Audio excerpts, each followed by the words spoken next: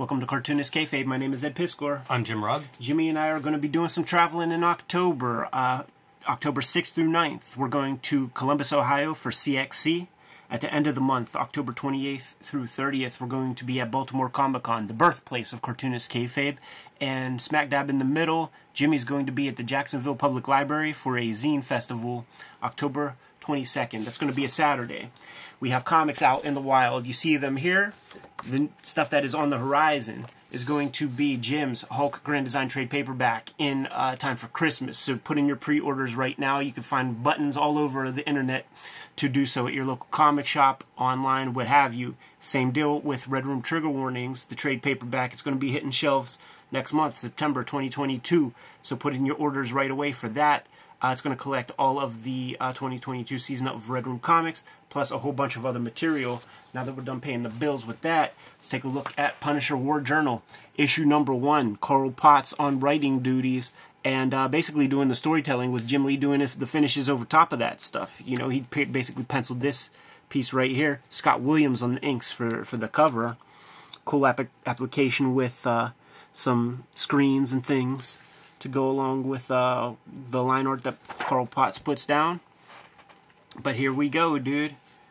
Issue 1 of Punisher War Journal. I think it's a direct market book at this point. I don't know that it's hitting the newsstand, but it certainly does. Yeah, I was going to say, I bought some of these off the newsstand, not issue 1. Okay. So I don't know about that, but later on, like one of my first comics, probably one of my first 5 comics is Punisher War Journal 7. It's the second part of the Wolverine Punisher crossover. So issue 6 or 7, whatever part 2 is. So at that point, I remember seeing them. Yes. And I would look at him. Jim Lee's art looked pretty cool by then. He was kind of becoming Jim Lee at that point. It's funny looking at this.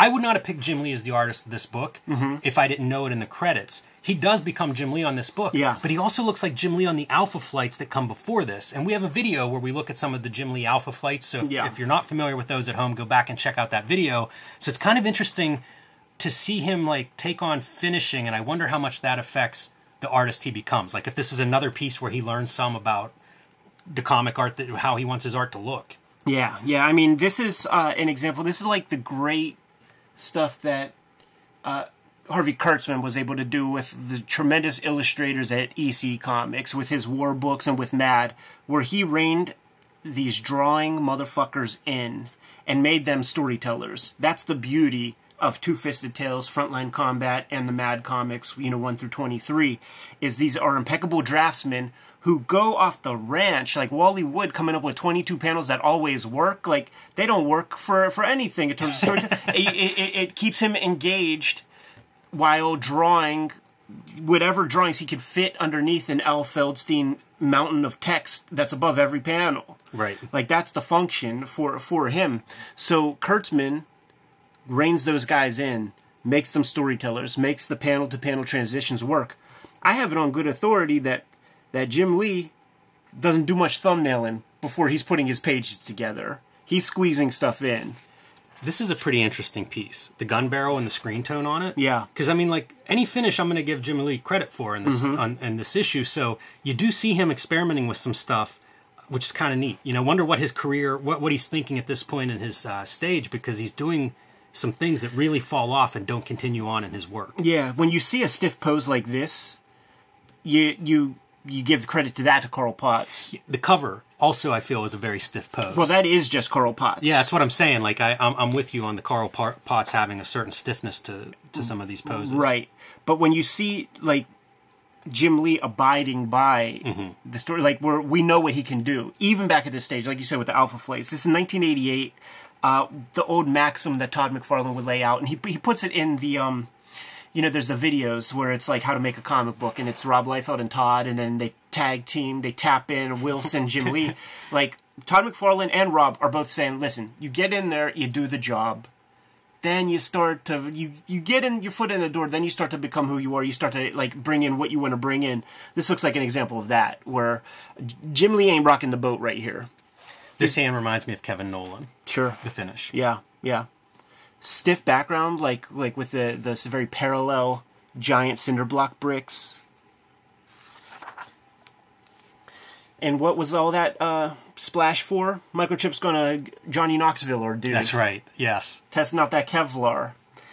I was thinking about like the era that this is, 1988. You know, this is the post Watchmen, post Dark Knight, where when people are really, really leaning into storytelling visually in comics, playing with different things, and we see this kind of carrying narrative at the bottom. There would even be stuff like that, like in Crisis on Infinite Earth. There would be those kinds of parts where there'd be this carrying things. And with this, there's a real inelegance to it because it's so independent. You could imagine the versions that Alan Moore or somebody would do with this, where sometimes, now when you have 22 pages of it, there are going to be ones that are so like on the nose, but there would always be some way to transition into that image and then transition out of it when you put a little extra level of thought.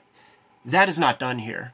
I think that there are some cool accidents that might happen with a transition sequence, but that does not. This is an independent comic, and this is an independent comic for the most part. You can come up with artful ways to argue that. When you were talking storytelling from Watchmen, my first thought was like the newspaper headline, because there's so much integration of text in Watchmen. That was where I was thinking. But what's neat about this bottom piece, not so much the storytelling, but it's if Jim Lee's working on finished art and kind of thinking about lines and inking and different elements of his art, that's a really different approach. Like, it's all open. You don't see the shading. You don't see spotting blacks in that down part. Yeah. And I feel like for a developing artist, that's got to be educational. Pretty cool. Pretty cool. It almost looks like Guy Peele art or something from Joe Dell.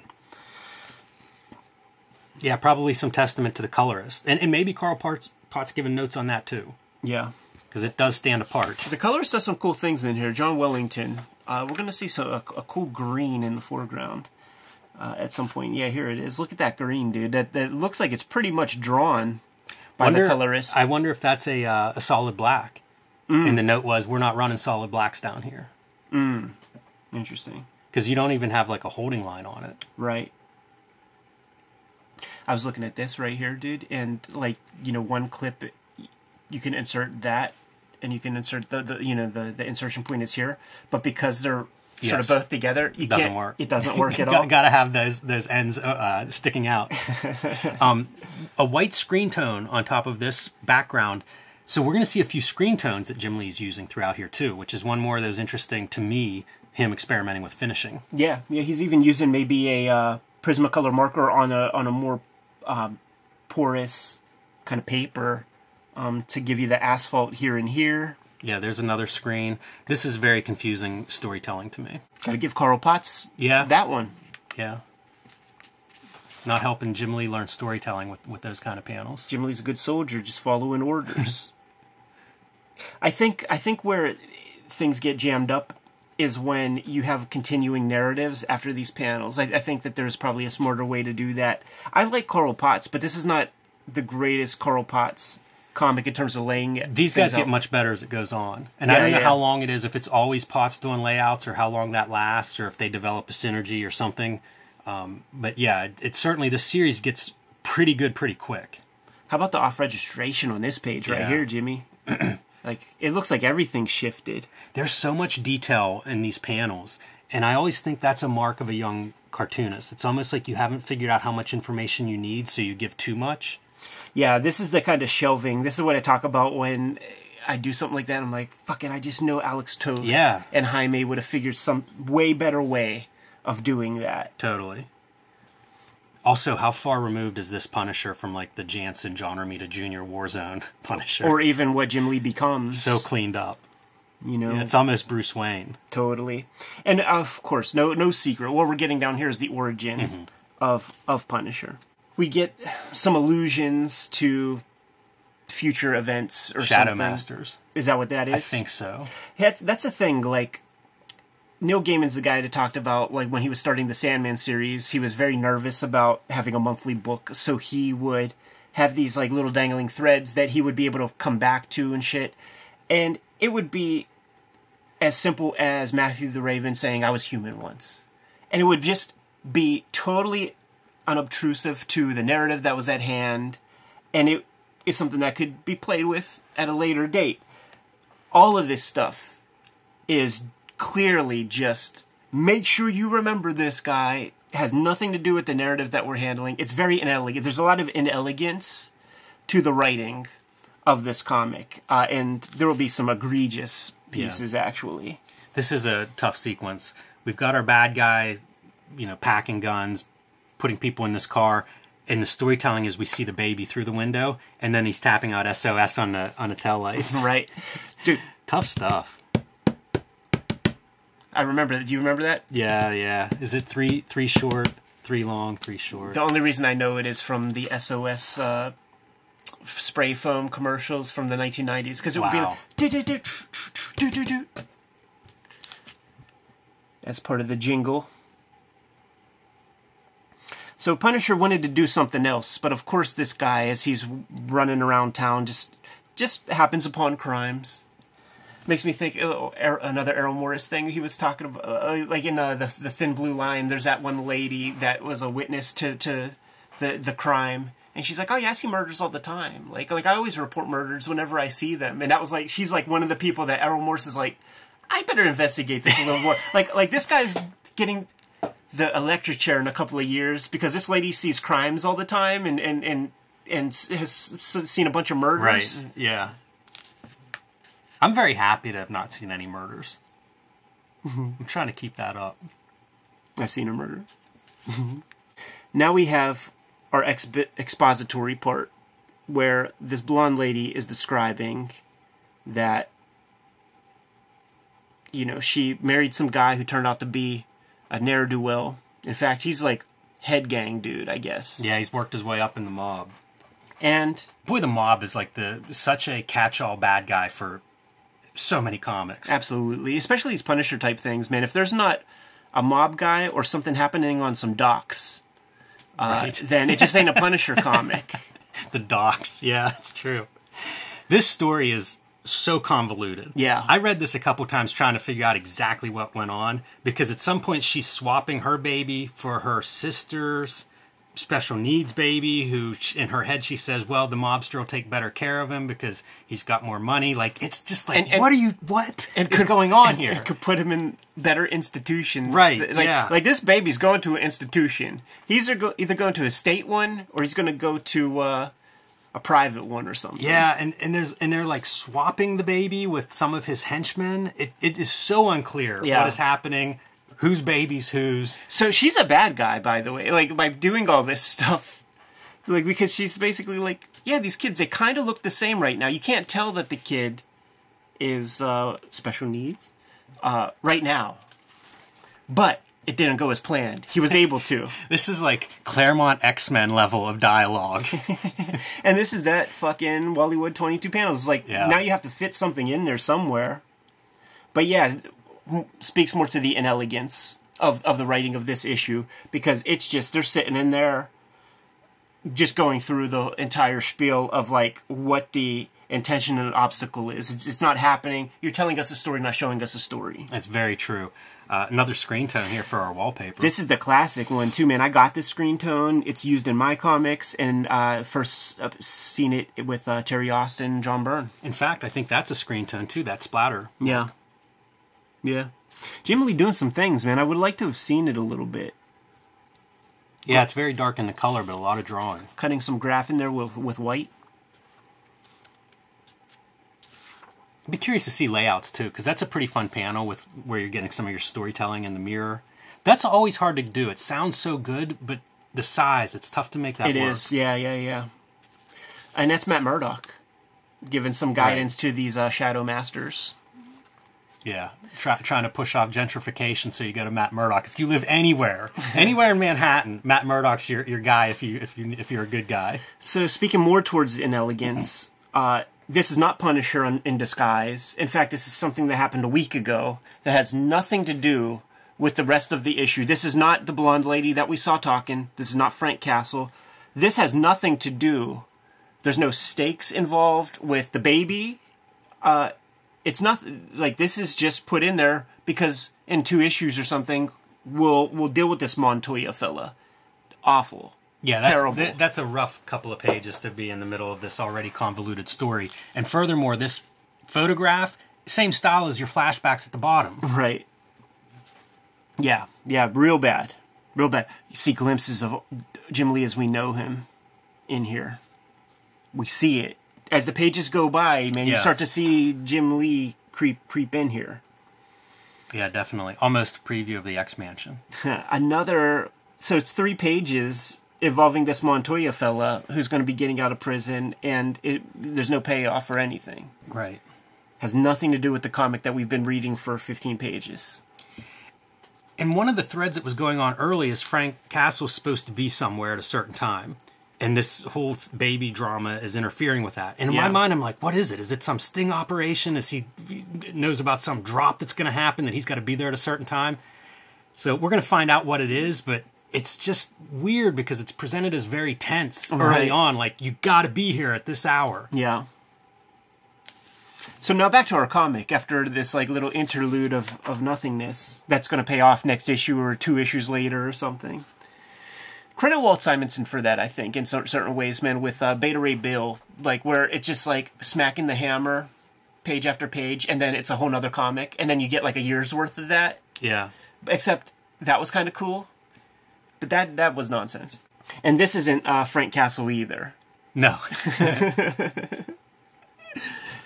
I like this action. That's pretty cool of the kick. And this ain't Microchip. Even though it's the exact same pose as Microchip after he shoots Castle in the beginning. My goodness. As soon as you see this, that gives it up. When you see this right here, and it's blood from his daughter being caked onto this kite, and you just see the shape of it. Should have zoomed in a little tighter or something. Dropping a fucking little grenade. Yeah, through the mail slot. But it's like a gimmick grenade. You know, a little chaff grenade or something. And the reason for that choice somewhat unclear. Because he's going to go in and kill the people that, that the grenade just stunned to start with. Yeah, maybe that one, special needs baby is in there. Maybe that's the deal. I bet this happens once an issue, where he's in some kind of costume, and then it gets ripped open so that we get to see the skull chest thing. I did a what if cover for Marvel, and it was like, what if Frank Castle became Captain America? Something like that, and that's the deal. I have like the shirt ripped, the Captain America costume ripped open with the skull underneath. So we have the husband guy who worked his way up in the mob. Microchip created a fail-safe lie detector for Frank Castle to use. So he's asking him some questions. You want to take care of this baby? You promised to return the kid. This guy says yes, and Frank Castle believes him. Frank Castle pushes it, and is like, you promised to go in a straight and narrow? And the guy's like, oh yeah, definitely. Frank Castle says, you're lying. As these guys pop into the bathroom, the schmoz happens, and the strategically placed boombox falls into the tub. Yeah, don't mix water and electronics. Bad idea. Reasonably grisly. I like the gold faucet. It's a fun detail. Frank Castle, so composed. It's weird characterization for him, for the Punisher. You know, like he goes in, he kills half a dozen dudes, gets up to the main bad guy, and he's like, let me do a lie detector. Yeah. Like, come on. It's a gentler, kinder Frank Castle. So since he's not going to be able, since the guy died, and he's not going to be able to get full support for the kid, he just took about 30 G's. Said put 25 G's to taking care of, politically correct times. So you to this kidnapped baby. Yeah. Promise you do it, or else you're going to deal with me, he says to them.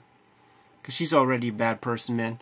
And he's going back to his old safe house that has that little bodega on the bottom floor. Goes there, buys a scroll. Yes. His blueprints were damaged earlier. And you see what the rock is, you smell what the rock is cooking right there. As Frank Castle, look at that. That's odd. Yeah. It's almost backwards. Yeah. You know? And there should be like a little skull and a key. in a treasure chest. Or maybe bones. Yeah.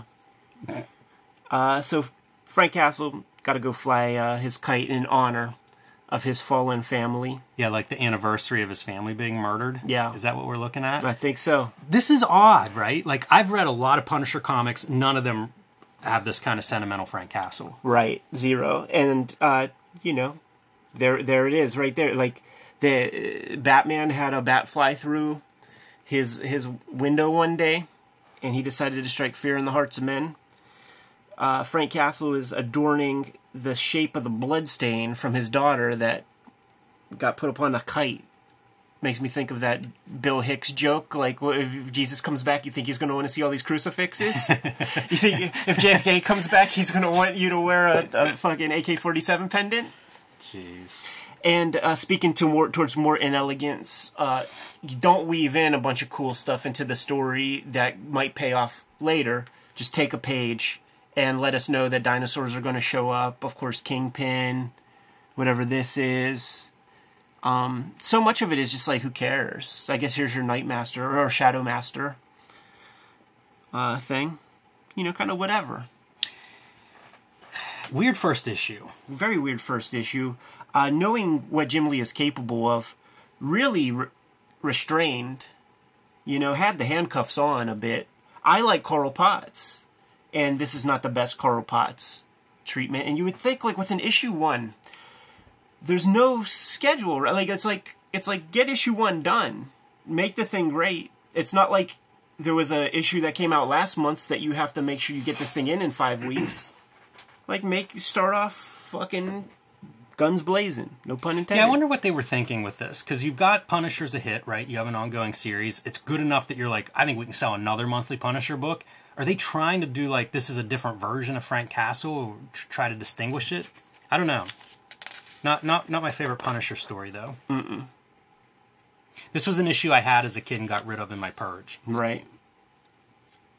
I like all these headshots. I think they're all Jim Lee drawings.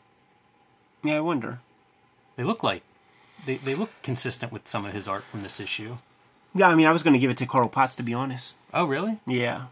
But, I mean, I have no idea. I can't base that on anything, man. Yeah. My idea was just the line work reminds me of the line work, but yeah, I don't know that for sure. Man, and then that. How do you compete against that? That's pretty sick, right? I think so, yeah. Yeah, this is, I mean, I know this piece because it was one of the reprinted pieces that would be in the Kubert School Right. book with, like, the former students and shit. And boy, this poor series, man, it, like, so much potential. But then at that certain point, they had to fucking have Captain America help out in Vietnam and just abuse. Frank Castle makes his appearance. Yeah. Yeah, at least Frank Castle was set up to be a Vietnam guy, and you could just have this background figure of Frank Castle or something. But, like, when you have Captain America and stuff, you're just shitting completely on everything that they laid out at the start. Yeah, I wonder when this book jumps the shark, because when it first comes out, it's hot. I remember my buddy's older brother would collect it, and I can remember, like, the back issues, you know, in the Mile High comic ads and things were kind of pricey. Like, it was a popular book for a bit. Yeah, I think it might have even had newsstand distribution at a certain point, but it definitely became like a direct market book. And we could be honest that art falls off real quick after Mike Golden. It's tough to, I mean, big shoes to fill. They got a couple good guys who could do some kayfabe and, you know, some Gilbert shit, but still tough. Yeah. We did a vid on this? No. I don't know that one. It's John Buscema. I wonder if that's the one that's all splash, like full page splashes. The graphic novel. There it is, Punisher War Journal issue 1. We did the Dinosaur issue 7 in a video. Perhaps put the link in the description below for you guys to click on and check out a little bit more mature Jim Lee, Carl Potts collaboration. Maybe an early Scott Williams ink job on that. I was going to say, it might be interesting to do like his last issue of War Journal too, as like a bookend maybe next week or something. Because I have the full run of the Jim Lee War Journals minus issue 1. And I bought them not too long ago. I found them in a 50-cent sale. And it is cool to see his progression. And it's interesting because, like, he does X-Men issues while he's on this run. Yeah. And, you know, goes from this run to X-Men. So it is kind of cool. Like, in my mind, this is Jim Lee becoming Jim Lee. Absolutely became a fan favorite during his Punisher War Journal run, without a doubt, man. Like, seeing Punisher on that jet ski. That's right. Boy, man, I saw that in That's the near right the age. end. Yeah, totally, man. And I think he might have did a couple of covers here and there. You get to see a Spider-Man. Yeah, some of his cover work gets really strong. Yeah. We can talk all day, but there are comics to draw. Kayfabers, like, follow, subscribe to the YouTube channel, hit the bell. We'll notify you when new vids are available. Jimmy, let the people know what's out there. Hulk Grand Design, the collection is orders due now. So let your local comic shop or online, wherever you buy books, you can pick that up for pre-order. Get it in time for Christmas, the perfect gift for yourself or the Hulk or comics fan in your life, and it is going to look beautiful under your Christmas tree, glowing in fluorescent green oversized cover. And join me on patreon.com/JimRugg, where you can see a lot more of my comics and art. Red Room Trigger Warnings, trade paperback, hitting the stands September 2022. Collecting the 4 issues of the Trigger Warnings miniseries that came out this year, plus about 70 pages of extra stuff, including some proto comics that have never hit paper prior to this. Please put in your orders and pre-orders right away so that we know how many of these things to print up. It's going to be a good companion piece to the previous Antisocial Network trade paperback. Scoop this thing up if you haven't done so already. You can get to all of those links in my link tree in the description below this video. And if you want to read future Red Room comics that will not hit paper for quite some time, go to my Patreon. $3 will get you the archive there. Have all of this material up there on the Patreon as we speak, and serializing the next stuff every Tuesday with new strips. Just $3 for that. What else do we have out there, Jimmy? Subscribe to the Cartoonist Kayfabe newsletter at the links below this video. You can also find Cartoonist Kayfabe t-shirts and merchandise at the links below this video. Another great way to support the Cartoonist Kayfabe channel. Given those marching orders will be on the way. Read more comics.